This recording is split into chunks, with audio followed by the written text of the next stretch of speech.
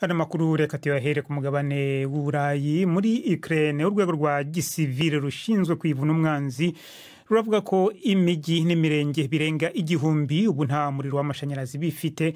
Ibitero byo mu kirere by'Uburusiya byagabwe ku murwa mukuru Kiev nanone uyu munsi kandi habaye n'ibitero hirya no hino mu gihugu byangije ibikorwa remezo mu turere tw'uburengerazuba bw'igihugu nka Lviv, mu nkengero z'umujyi wa Kharkiv mu burasirazuba no mu turere twa Donetsk na Luhansk aho uduce tumwe twaho twigaruriwe n'Uburusiya. Umuvugizi w'umukuru w'igihugu muri Ukraine yavuze ko ibintu ubu bimeze nabi mu gihe n'amazi abantu bakoresha nayo byagizeho ingaruka.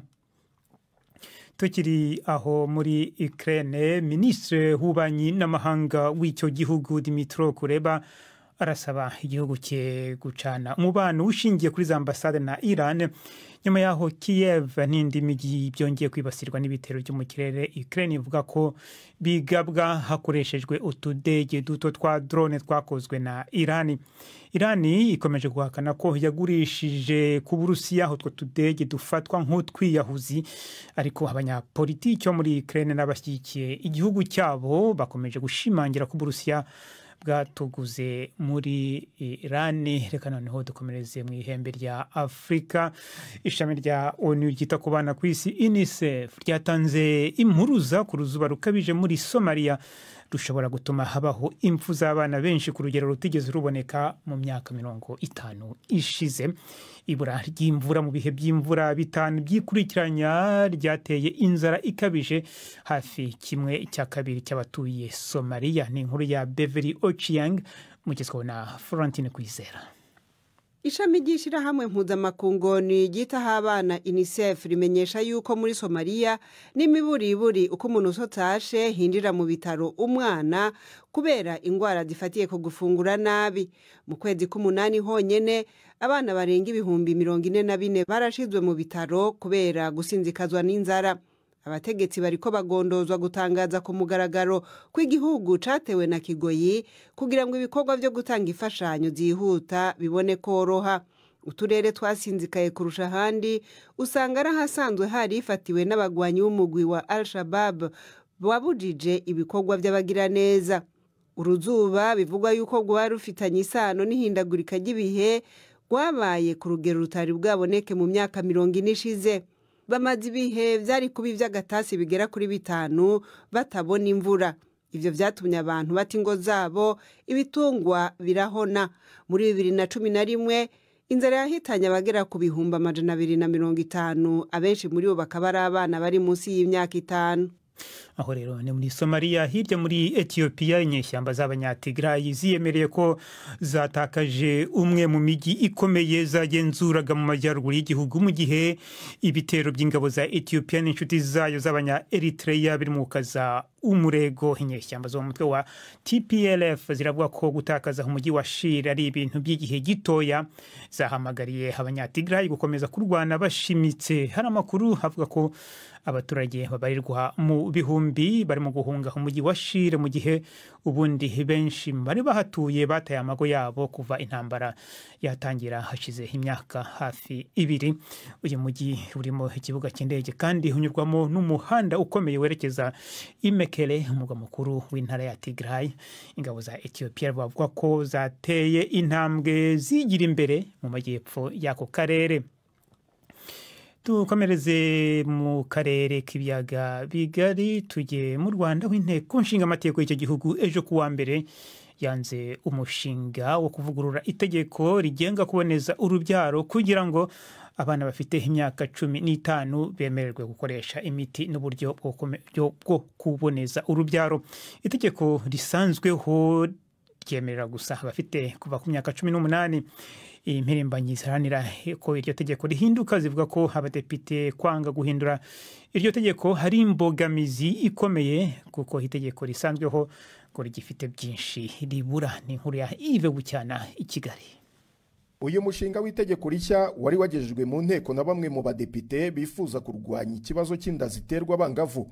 Amategeko y'u Rwanda agena ko umwana ari umuntu uri munsi y'imyaka 18 kandi itegeko rya 2016 ntiryemerera abari munsi y'iyo myaka gukoresha uburyo bwo kuboneza urubyaro.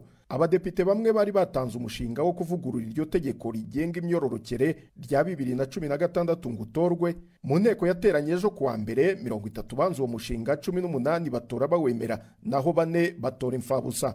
Abadepite banze uyu mushinga mu mpamvu batanze harimo izijyanye n'umuco n'imyemerere. Gusa imirimbanyi ziharanira ko itegeko ririho ryahinduka maze abafite kuva ku myaka 15 bakemererwa gukoresha uburyo bwo kuboneza urubyaro, zivuga ko kuba aba badepite banze biriya ari imbogamizi ikomeye, ko mu kwanga uriya mushinga inteko yakuyeho amahirwe yo kuvugurura ririya tegeko rya 2016. Kugeza uyu munsi babona ko rigifite ibyo ribura. Kuva mu mwaka wa 2020 mu Rwanda hagiye haba impaka mu bashinzwe ubuzima, abahagarariye imiryango, amadini n'imiryango itegamiye kuri leta ku guha uburenganzira bwo gukoresha uburyo bwo kuringaniza urubyaro kuva ku bana b'imyaka 15. Bamwe babona ko imibare y'abana baterwa inda igenda izamuka buri mwaka ari impamvu yo kwemera iyo ngingo iri mu zari zashingiweho n'abadepite batanze uyu mushinga wo kuvugurura itegeko. Abarwanya ubu buryo bwo kuboneza urubyaro ku bana bo bavuga ko bitajyanye n'umuco w'Abanyarwanda kandi bikurura ubusambanyi. Minisiteri ifite uburinganire mu nshingano muri uyu mwaka yavuze ko inda ziterwa abangavu zazamutse kuri 23% zivuye ku 19,701 mu mwaka wa 2020 zikagera ku 23,000 mu mwaka ushize. Mukomeje kumva BBC gahuzamiryango, muradukurikira kandi kuri Kisoro FM mu majyepfo ya Uganda. Abari mu Rwanda no mu Burundi murakurikirana amakuru ku mirongo migufi ya shortwaves, naho habari kuri internet muradukurikira kuri Facebook live. BBC gahuzamiryango Igoma ni kuri FM 93.8. Tugaruke ku mugabane w'Uburayi. Mu Faransa ingendo za gari ya moshi zaburijwemo n'amashuri amwe agirwaho ingaruka n'imyigaragambyo hirya no hino mu gihugu. Abakozi ba leta bigaragambije bashyigikira abakozi bakora mu gisata cy'ibitoro nabo bari mu myigaragambyo yo guhagarika akazi, kandi baranamagana ko ubuzima burimo kurushaho guhenda cyane. 1/2 gusa cy'ingendo za gari ya moshi zo mu ntara nizo zakozwe, kandi n'ingendo mpuzamahanga nazo imyigaragambyo yazigizeho ingaruka. Hashize ibyumweru lisansi n'amazutu byarabuze kubera imyigaragambyo y'abakozi batunganya ibitoro n'abakora mu biko byabwo, ku buryo byatumye abanyemodoka mu Faransa batonda imirongo miremire kugira ngo babone lisansi na mazutu. Tusubire ku makuru yerekeranye n'akarere k'ibiyaga bigari. Mu Rwanda Beatrice Munyenyezi yiharanye, mu yandi magambo yanze inteko yose y'abacamanza bamuburanishaga mu rukiko rwisumbuye rwa Huye, avuga ko ibogama, avuga ko bica amarenga ko batazamuha ubutabera bukwiye. Munyenyezi uregwa ibyaha bya jenoside n'ibyibasiye inyokomuntu, bivuga ko yakoreye mu mujyi wa Butare, yirukanywe na Amerika umwaka ushize nyuma yo kumufunga imyaka 10 ku cyaha cyo kubeshya urwego rw'abinjira n'abasohoka muri icyo gihugu. Mu kanya kashize navuganye n'umwunganira mu mategeko Maître Bruce Bikotwa, ntangira mubaza icyo Beatrice Munyenyezi ashingiraho mu kwanga cyangwa kwihana inteko y'abacamanza bamuranisha. Ihanye inteko bitewe n'uko twishimiye icyemezo cyari kivuye gufatwa mu buryo butunguranye n'urukiko ku busabe bumutangabuhamya barigiye kumva hamwe n'ubushinjacyaha. Ikitamushimishije ni iki muri ibyo? Nuko urukiko rwafashe icyemezo cyo kumva umutangabuhamya mu muhezo, mu gihe urukiko rwari rwarafashe icyemezo cy'uko nta yindi nzitizi izongera kwakirwa, iburanisha igomba gukomeza. N'ikindi ni uko impamvu urukiko rwashingiyeho ni impamvu zidasobanutse kandi zidashingiye ku mategeko. Bisobanuye iki ku bantu batazi iby'amategeko? Kwihana umucamanza cyangwa inteko y'iburanisha ni ukuyisaba ko iva mu rubanza akaza yindi nteko cyangwa undi mucamanza ukomeza urubanza, bitewe n'uko umuburanyi aba atagifite icyizere umucamanza cyangwa inteko y'iburanisha. Ubwo icyo cyemezo kigafatwa nande? Icyemezo kifatwa n'indi nteko ifata icyemezo, ariko bitewe n'uko iyo nteko irimo perezida w'urukiko na visi perezida w'urukiko, uwo icyemezo kizafatwa n'urukiko rukuru urugereko rwa Nyanza. bitewe n'uko ari mu majyepfo. hanyuma se iyo nteko yiyamye adashaka hari icyo ishobora gukora kugira ngo yisobanure cyangwa ibyange? oya, inteko nta kintu yakora, ni nuko inteko yambuye ububasha mu burayi igomba gutegereza cyangwa ubu bubasha ikabwamburwa biturutse ku cyemezo kizafatwa n'iyi nteko cyangwa ikabusubirana. Ni ukuvuga rero ko icyo cyemezo nigifatwa hashobora kuba ibintu bibiri: iyi nteko igakomeza kuburanisha urubanza cyangwa se hakajyaho inteko nshya. cyane rwose, byose birashoboka. ubu rero mu gihe ibyo bitegerejwe, urubanza rwahagaze hategerejwe uko kora inyandiko yerekeza icyifuzo cy'umuburanyi wacu, tubishyira mu nyandiko isobanura ubwo wihane bwe, icyo cyifuzo cye cyo kwihana inteko tukagishyira noneho kuri sisiteme ya ISMS itangirwaho ibirego, noneho bikazasuzumwa n'indi nteko nk'uko twabisobanuye.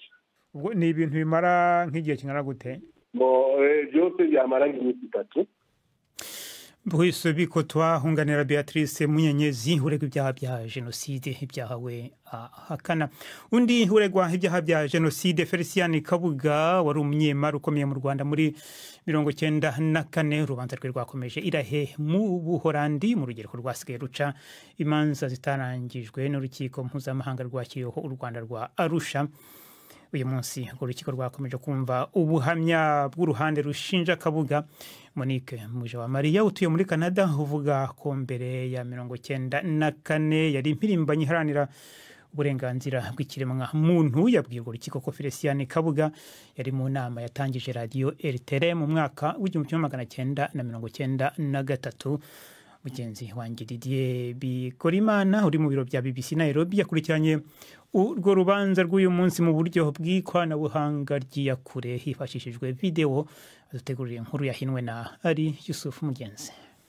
Monica Mujawamariya wavuze ko akomoka kuri nyina w'umututsikazi Nasiwa Muhutu yabwiye urwo rukiko ko nawe yari yatumiwe muri iyo nama yo gutangiza RTLM. Yavuze ko yamenye ibyategurwaga ku bwicanyi kubera ko yari yarashakanye n'umusirikare ukomeye wakomokaga ku Gisenyi. Mujawamariya yavuze ko yibasirwaga n'interahamwe n'ubutegetsi bwariho kuko yamubwiraga ibibi bwakoraga byarimo guhonyora uburenganzira bwa muntu n'ubwicanyi. Umwe mu bacamanza yamubajije icyatumye yemeza ko abantu bitabiriye inama yo gutangiza RTLM bari abo mu kazu. Asubiza ko yari hafi y'akazu kuko umugabo we yari umusirikare wo hejuru kandi wakomokaga ku Gisenyi nubwo we atari muri ako kazu.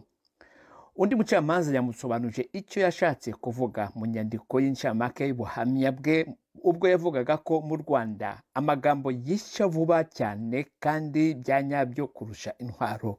Mujawamariya asubiza ko icyo gihe byari bihagije kuvuga ko kanaka akorana n'inkotanyi bugacya atakaza akazi ke kandi nabo mu muryango we bakabigiraho ingaruka. Undi mucamanza yamubajije icyatumaga abasirikare bo mu rwego rwa generali bamugirira icyizere ku buryo bamubwiraga ibyo barimo gutegura. Asubiza ko byari kubera ko umugabo we yakomokaga mu majyaruguru ruhande rwunganira Kabuga rwahawe ijambo, maze Françoise Mat amubaza niba nawe yari mu ishyaka MRND nk'uko byari bimeze ku banyarwanda muri rusange mbere y'umwadiko w'amashyaka menshi muri 1991. Yavuze ko atari muri MRND ariko muri 1992 yagiye mu ishyaka MDR arivamo nyuma y'amezi 2 amaze kubona ko ryari ritangiye kuvukamo ibibazo byo gusubiranamo. Yasabye gusobanura icyo yashatse kuvuga ubwo yavugaga mu buhamya bwe mu rukiko rwa Arusha ko mu byumweru 3 bya mbere ibiganiro bya RTLM byari byiza nka radiyo yari ifite umuzika mwiza. Yavuze ko atabyibuka niba yaravugaga ibyumweru 3 bya nyuma yuko RTLM itangiye cyangwa ibyumweru 3 bya nyuma yuko we atangiye kuyumva.